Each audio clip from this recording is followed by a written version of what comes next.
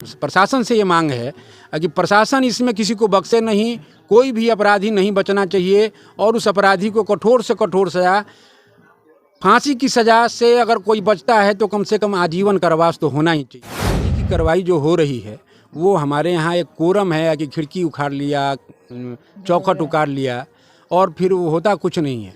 अगर वहाँ 2-4 बुलडोज़र अगर उस मोहल्ले में आ जाएं तो केवल बुलडोज़र और देख के ही सारे अपराधी वहाँ पे अपने आप को समर्पण कर देंगे, पुलिस को खोजने की ज़रूरत नहीं पड़ेगी। नमस्कार, आप देख रहे हैं एसजी न्यूज़। इस वक्त आप मेरे पीछे देख रहे हैं यही अमितेश जी का घर है, जिनका कि 2 तारीख को पीट कर मुखिया प्रतिनिधि विजय यादव के द्वारा जो आरोप लगाया गया कि विजय यादव पीट कर हत्या कर देते हैं। लेकिन आज जो है, आपने वीडियो पहले देखा है कि आज जो है प्रशासन का कार्रवाई हुआ है और प्रशासन जो है विजय यादव का घर से लेकर मुर्गी फार्म तक सब कुर्ती जब्ती कर वहाँ से खिड़की दरवाजे उखाड़े गए। इसी में हम बात करें अमितेश के चाचा से, सुनिए क्या कहते हैं। अभी तक जो पुलिस की कार्रवाई है उससे आप लोग कितना खुश हैं?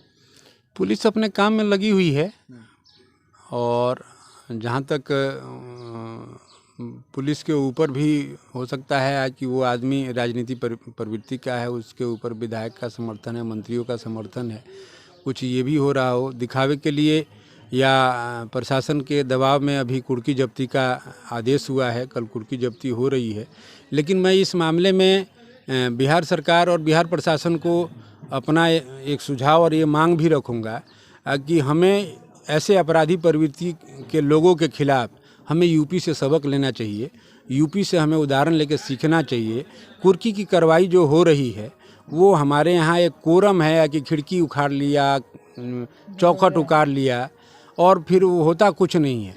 अगर वहाँ 2-4 बुलडोज़र अगर उस मोहल्ले में आ जाएं तो केवल बुलडोज़र और देख के ही सारे अपराधी वहाँ पे अपने आप को समर्पण कर देंगे, पुलिस को खोजने की ज़रूरत नहीं पड़ेगी। ये हमें सीखना पड़ेगा, बिहार को सीखना पड़ेगा यूपी के प्रशासन से कि कैसे अपराधी पकड़े जाते हैं और कैसे अपराधी गिरफ्तार किए जाते हैं।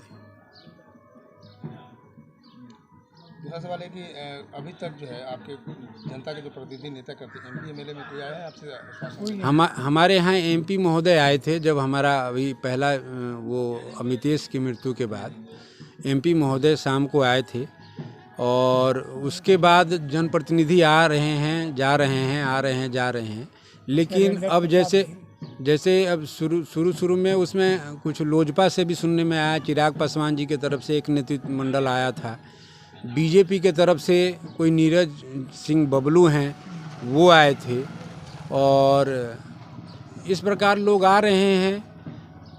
लेकिन आश्वासन से ज़्यादा ज़रूरी है कि कार्रवाई हो। मैं विपक्ष से भी ये मांग करूँगा कि पक्ष और अभी सरकार पे इस प्रकार का दबाव बनाया जाए कि अपराध में लिप्त अपराधी कोई भी नहीं बचे, सबकी गिरफ्तारी हो और उनको जिस प्रकार क्रूरता से उन लोगों ने इस कृत्य को अंजाम दिया है वैसे ही कम से कम फांसी की सज़ा। क्योंकि हमारे यहाँ औरतें जो है और हमारी बहनें, हमारी माएँ जिस प्रकार मांग कर रही हैं कि जिस प्रकार उन्होंने जान लिया है वैसे जान लेना है, तो ये बात तो न्यायोचित नहीं है, न्याय के खिलाफ ही होगा।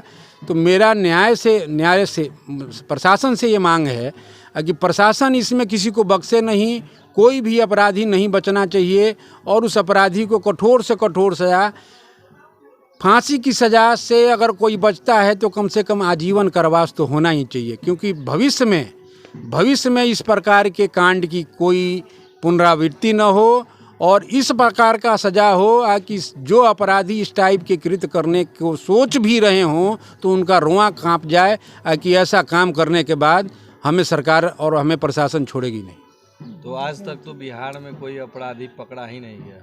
ये इतना कांड हो गया लेकिन आज तक कहीं भी कोई अपराधी पकड़ा नहीं गया। अपराधी पकड़ा नहीं गया है तो उसमें मैं वही तो बोल रहा हूँ, सरकार जो है अगर सरकार का प्रश्रय रहेगा, आज अपराध का बढ़ने का सबसे बड़ा कारण जो है उसमें सरकार का प्रश्रय है, नेताओं और मंत्रियों का सहयोग है, उनके गुर्गे हैं, इसलिए अपराध पनपता है, इसलिए अपराध पल रहा है। इसमें अगर उनका सहयोग अगर हट जाए तो बिहार अपराध मुक्त हो जाएगा।